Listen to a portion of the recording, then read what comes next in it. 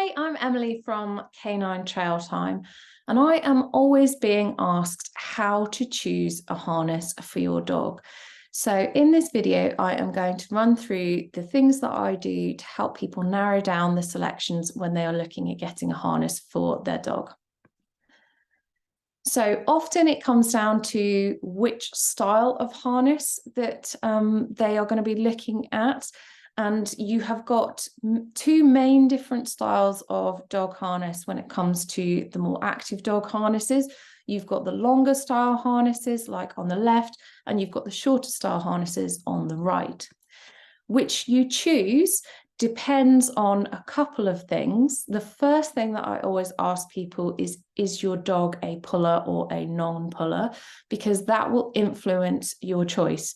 A shorter harness will always be better for a dog that isn't pulling as strongly as a dog that might potentially be doing the sport of canicross or bike jaw and is pulling all the time, because they will tend to suit a longer style harness. So the other thing that you need to think about is what activity are you going to be doing with your dog before you choose your harness. So like I mentioned, there are the dog sports of canicross, bike jaw, dryland mushing, dog scootering. You might just be looking at a harness for everyday walking, or you might need a harness for other activities such as agility or flyball.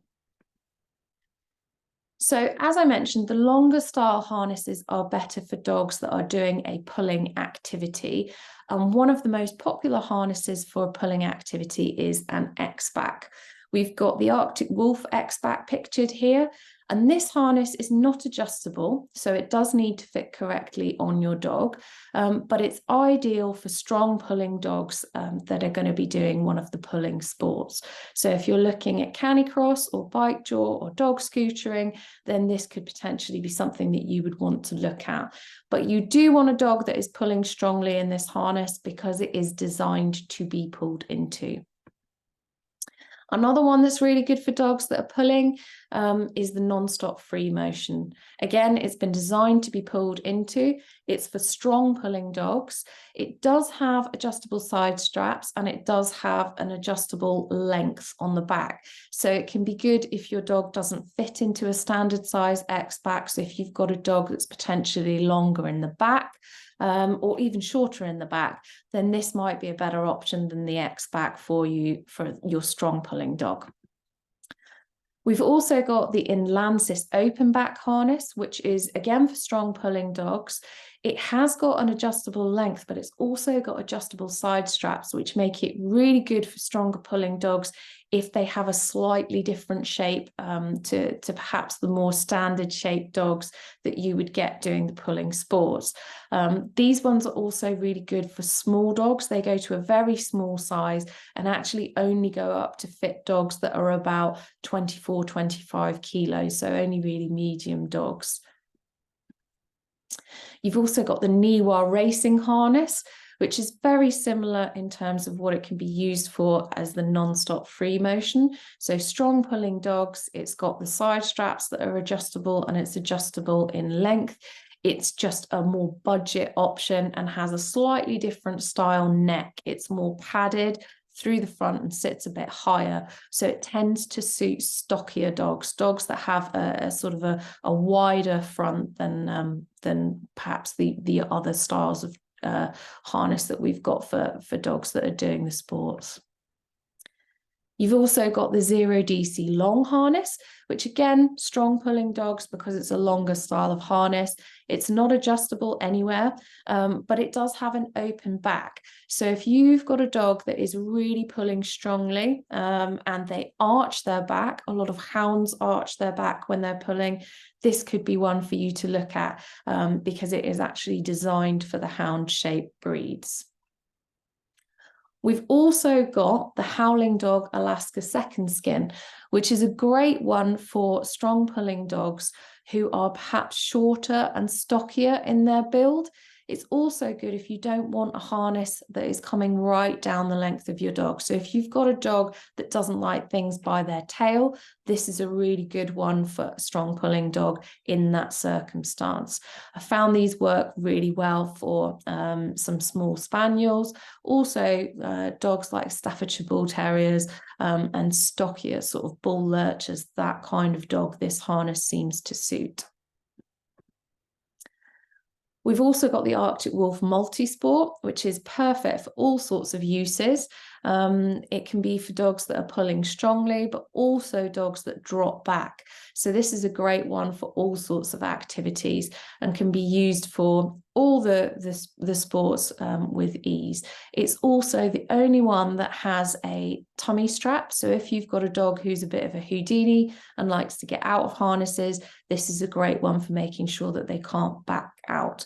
It also goes fairly small, so you can actually get down to sort of 10 kilo, 8 kilo dogs for this one.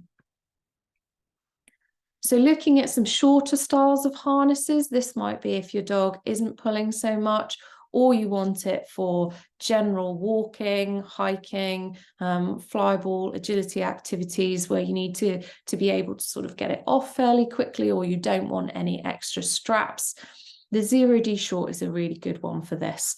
So I've put on here, it's for leisurely pulling dogs, but it also seems to suit the shorter, stockier dogs as well. So maybe those that don't fit into the longer styles so easily. And they also go from very, very small dogs to very, very big dogs. So there's a great range of sizes in this one. The non-stop line harness is another one that has a great range of sizing. It's again for dogs that pull, but also dogs that sort of drop back. Because it's a shorter style harness, it tends to suit stockier dogs as well, or dogs that don't fit into the standard longer harnesses, which aren't adjustable. So another really good one for walking, hiking, can also be used for the pulling sports if your dog isn't so much of a strong puller. The Arctic Wolf Adventure Harness, I've got the title wrong here, but the Arctic Wolf Adventure Harness is again for leisurely or strong pulling dogs and shorter, stockier dogs. So we've got a dip in the front here of this harness, which can mean that it's better for the stronger pulling dogs that don't fit into the shorter style harnesses normally, because it's just got that extra space on the neck. So that is the Arctic Wolf Adventure Harness. Then we've got the Niwa running harness. So that is for leisurely pulling dogs and short, stocky dogs. Again, it's quite adjustable. So it's got adjustable chest straps. It's got an adjustment on the neck. So I also use these for puppies who are just getting used to wearing harnesses, because this harness can kind of grow with the puppy. So that's a really good one because it's quite adjustable as well. There's the Howling Dog Alaska Distance Harness, which is for leisurely pulling dogs. Again, because it's shorter, it can suit stockier and shorter backed dogs. So this is a good one if you've got a dog that doesn't like things by their tail. It's got a nice chunky neck on it, perhaps not so much for the lighter weight dogs, like your sort of whippets and your greyhounds and your lurchers. It might not be the best for them because it does have quite a thick neck on it. But as long as your dog has sort of got enough chunk round the front, basically, then this is another good one that you could look at as an option. So if you're going to be measuring your dog for any of these harnesses, just to give you an indication of where the sizing is coming from, the collar is obviously at or above your dog's collar measurement. When we ask for a neck measurement, it is much lower down where the harness would actually fit. So if you get a soft tape, you can use that to actually judge where the harness is going to be and measure that for your harness measurement.